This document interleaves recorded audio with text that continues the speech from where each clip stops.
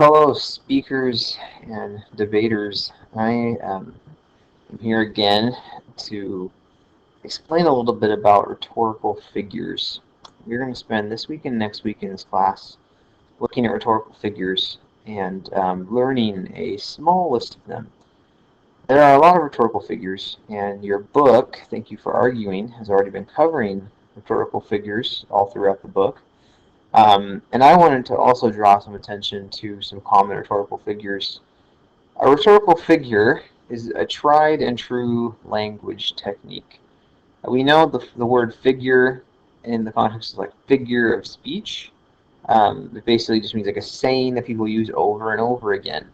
A rhetorical figure is sort of like that. It's a pattern in speaking that has been used over and over again for hundreds or even thousands of years. It's something that basically has been proven to work or proven to get a certain response out of people. And for hundreds and hundreds of years, maybe even more than that, maybe thousands of years, politicians and rhetoricians and public speakers and smart young people who could afford to be educated were trained in rhetorical figures. It was part of a education as a public speaker and as an educated person. And it's something that's sort of gone out of our curriculum. We don't usually teach rhetorical figures that commonly. If you took a communication class in college, it would probably be less likely that you would learn rhetorical figures. But there's at least some chance, but it's not that common.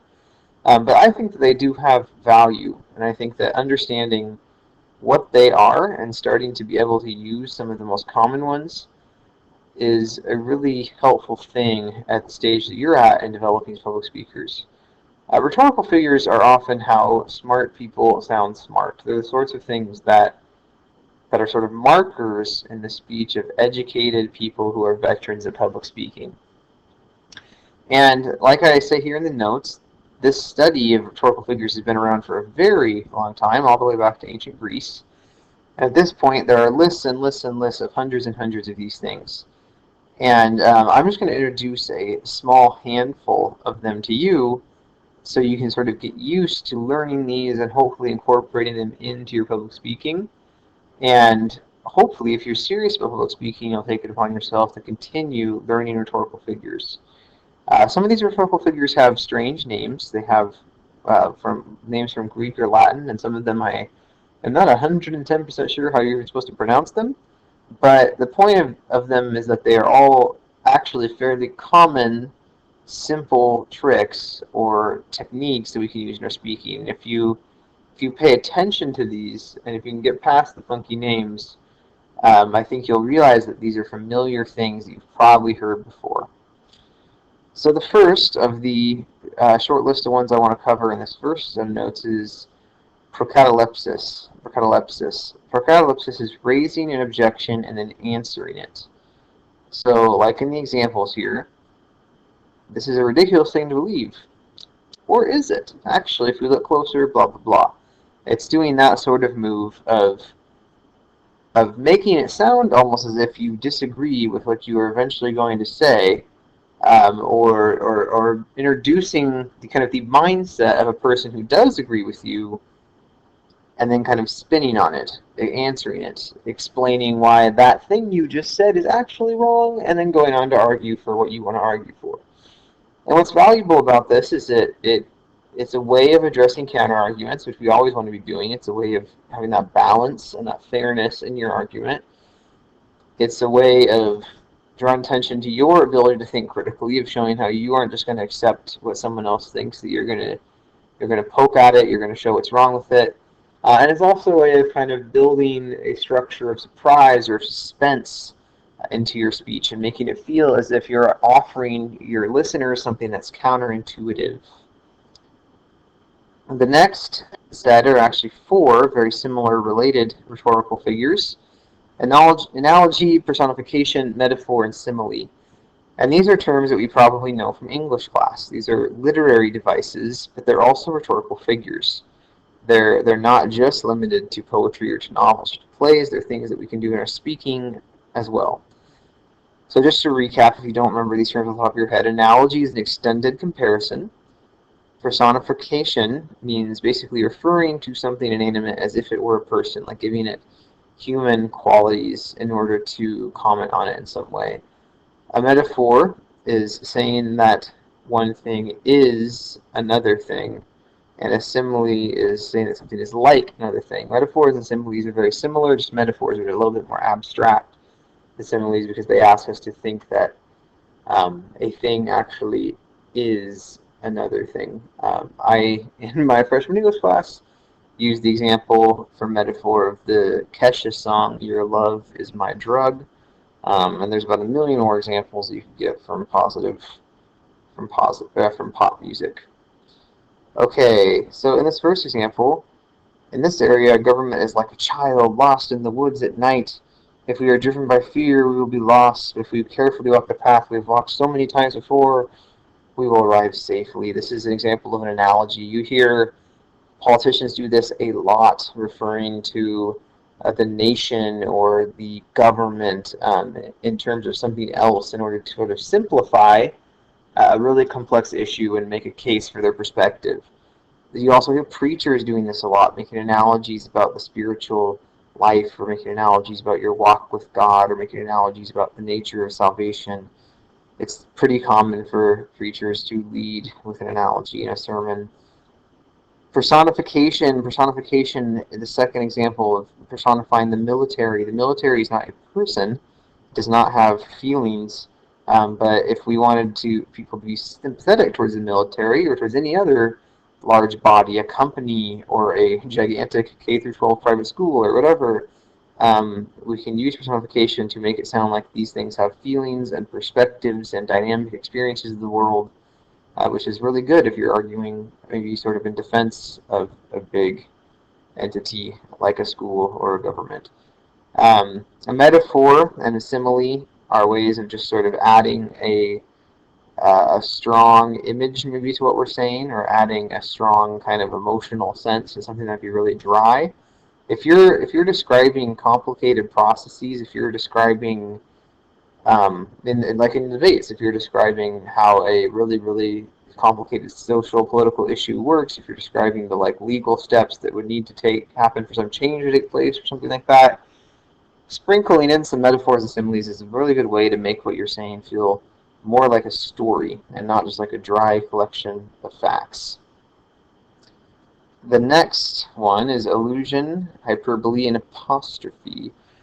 These three are all pretty dramatic. They're all ones that might make it sound a little bit like you're getting into kind of grand storyteller mode, or like you're maybe being a little bit old-fashioned or a little bit theatrical. But I think that they can actually be really good if they're used tastefully. An allusion is reference to another text, usually some sort of really well-known old story or piece of literature. A hyperbole is an extreme exaggeration. An apostrophe is sort of like an aside in drama, and it's like when you're addressing one audience, you kind of pause to address another audience, or who you're addressing shifts. Um, so the first example there is an example of an allusion referencing Romeo and Juliet. And if allusions are obviously a great way to build ethos and mythos, because if there are stories that are valued by your audience, allusions can tap into that and kind of attach that the emotional weight of that story to what you're saying. Hyperbole is an exaggeration. You have to be careful about this because exaggeration has to be earned, and it also has to be, it helps often if it's sort of self-aware. If it sounds like that you know that you're exaggerating and that you're doing it for emotional impact, but maybe that not every moment of your speech is hyperbole, and that you aren't using hyperbole in ways that are actually like the main claim you are making, but more just whether you're emphasizing those claims. Apostrophe can be used effectively in debates if you are shifting between addressing your opponent and addressing the audience, ways of sort of making the audience feel as if they're on your side and the opponent is on the outside, like an example that I give there. Obviously, this can get a little bit mean-spirited, and we don't want to do that. But if we can use this strategy in a way that is sort of playful and that builds our ethos and that creates some humor, that can be really effective. metabasis, I don't remember which is which, but metabasis, however you want to say it, is a transitional statement in which a speaker explicitly explains what has just been said and then what's coming next. Sometimes speakers call this a signpost. You can actually physically use your body language to kind of create, maybe to move, move your hands over to one side of your body to talk about what came before, and then to the other side of your body to talk about what came next. This is a really basic organizational move that is especially important if you're addressing a problem and then giving a solution, or you're critiquing what your opponent said and then you want to offer what you have to say in response, or something like that. It's important to be able to use metabasis to kind of just divide your argument into parts really clearly. Hypothesis is calling attention to something by sort of deliberately passing over it, by sort of saying, I'm not even going to get into blank, or I don't even have time to address blank, but I'm really interested in blank, or I won't bring up the many problems with blank. I want to focus on the positive, or whatever. And this is a little corny. I mean, there's no mystery what you're actually doing when you do this, and it can seem like a little bit of a kind of slimy way to act as if you don't actually care about something, or as if you're above mentioning something, when actually you are very much wanting to mention it and draw attention to it. But if you do this quickly, if you don't have kind of all this hemming and hawing about it, if you can do it sincerely, it does make it seem like you are being very purposeful, and you're not interested in every little detail, even though you have a lot of good things to say about those details, that you have an important point to make, and that you're not interested in just scoring every point you can possibly score against your opponent.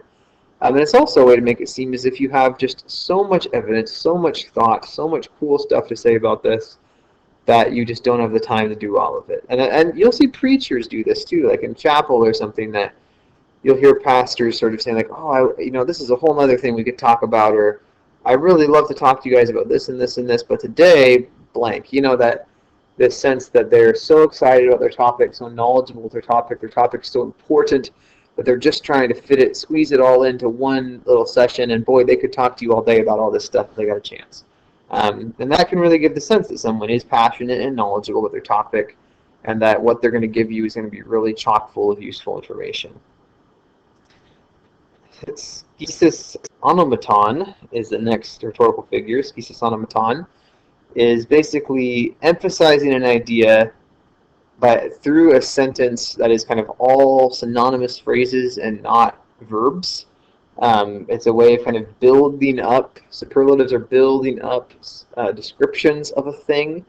And this can sort of make you sound like you're kind of not really getting to the point, or like you're full of hot air, but it also can really build emotion into your description of a thing.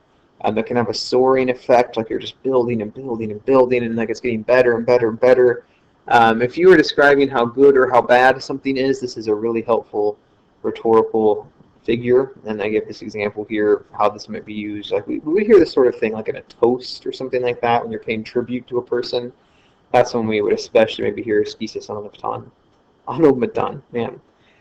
Metanoia, metanoia.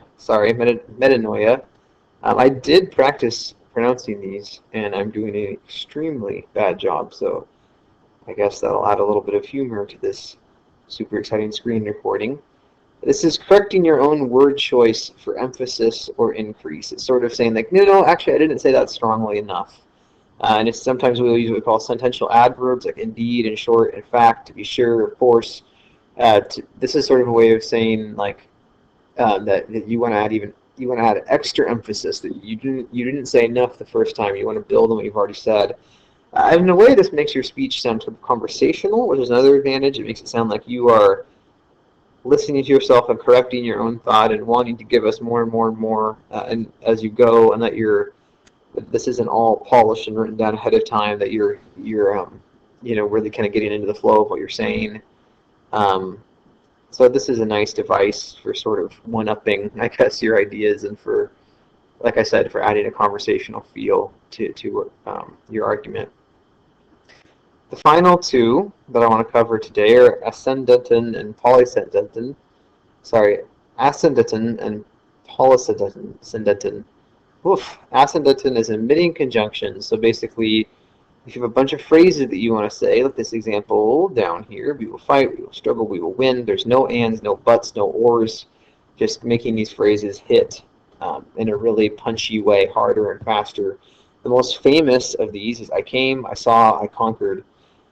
Policy button is the opposite, and we've already talked about this a little bit in Thank You for Arguing. It's overusing conjunctions. It's tacking together a bunch of phrases that should not be all in one sentence into one sentence. It just keeps going and going and going, and it makes it seem like you are just kind of just flowing through this long chain of ideas. It's kind of like unstoppable, that like you have to get all this out.